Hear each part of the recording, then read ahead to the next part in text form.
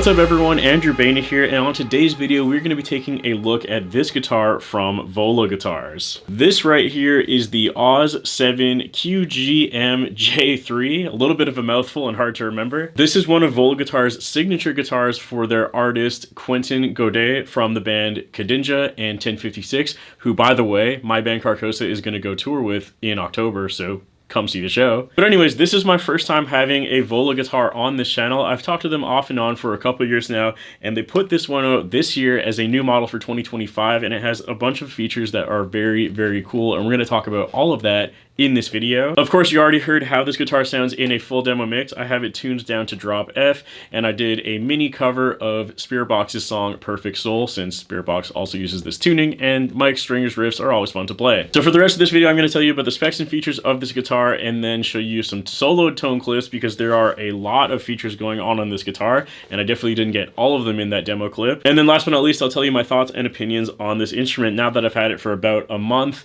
in my studio, and I've been having a great time playing it. So with that being said, let's get on with the specs and features first and foremost. So this has an awesome copper finish, which Vola Guitars has decided to call the penny finish. Obviously, it looks kind of like a penny, and pennies are copper, so there you go. One of the main appeals of Vola Guitars as well is that they are made in Japan, and if you've never played a guitar that's made in Japan, I personally have never played a made in Japan guitar that is not fantastic quality. I don't really know why it is, but every guitar I've ever played that's been made out of Japan has always been extremely high quality, a lot of attention to details, and they always look and feel amazing to play, and this one is no exception. This is Vola Guitars' first time making a baritone scale length guitar, so this one has a 27-inch scale length, which is absolutely awesome for doing those stupidly low tunings like drop F in my case. This one has a bolt-on neck, and apparently this is a new neck joint that they have developed for this model, so I guess the older ones might have been a bit more blocky or something like that. As for the body, we are looking at an ash, walnut ash body, so the bottom and the top are both ash, and then you can see this walnut stripe through the middle right there,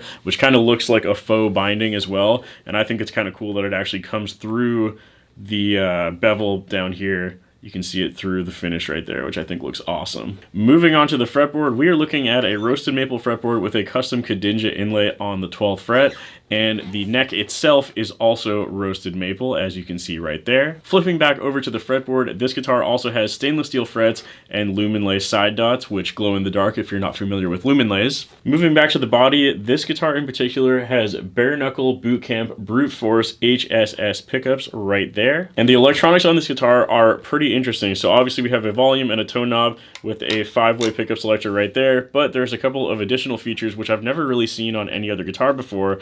The volume knob, when you pull it up, rather than being a coil split, it actually just activates the neck pickup. So in any position that your pickup selector is in, you can just add the neck pickup straight into the tone like so, which is pretty interesting and actually makes for a very unique tone. We also have a mini toggle switch right here, which is on, and it starts at series, then goes coil split, and then goes parallel. And then for the bridge of the guitar, we are looking at a Goto NS510 FS FE7 tremolo, and on the back of the headstock we also have Goto locking tuners. The only other thing left to mention is that it also does come in a pretty nice high quality gig bag, which you can see right here.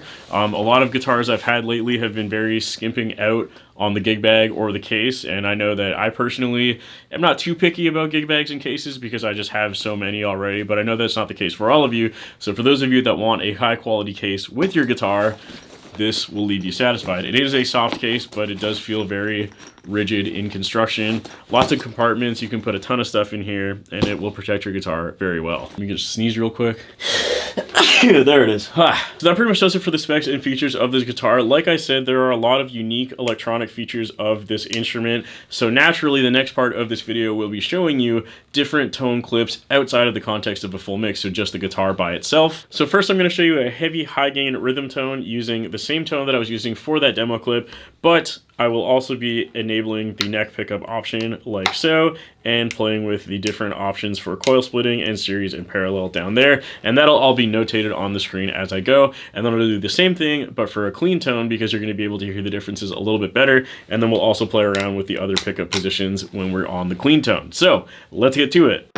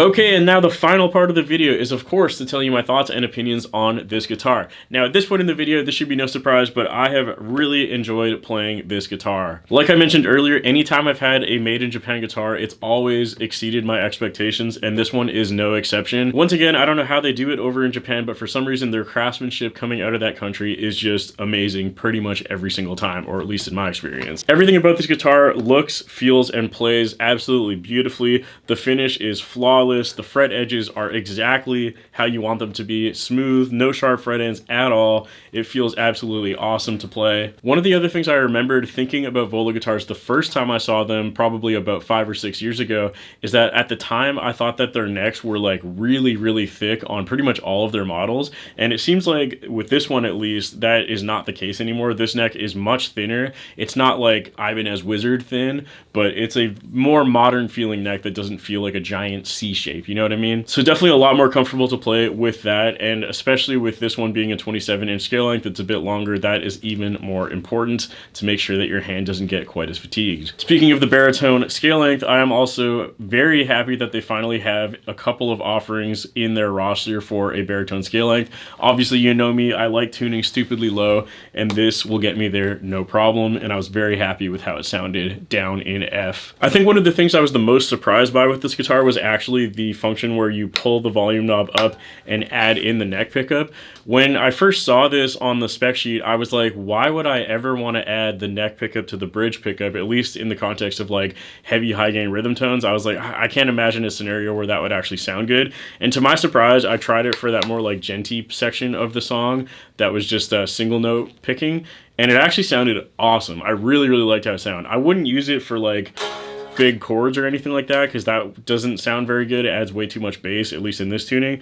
But for that like more like single note riffage, I thought it actually sounded really cool. So yeah, honestly, I don't really have any critiques on this guitar at all. I like every single thing about it. So that's going to do it for this video. If you want to pick up this guitar or anything else from Vola guitars, there's going to be a link in the description and the pinned comment below.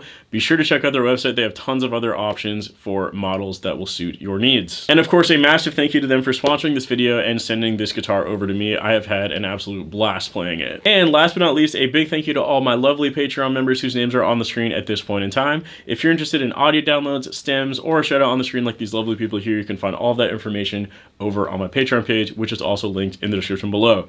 That's all I have to say. Thank you for watching, and I'll see you soon.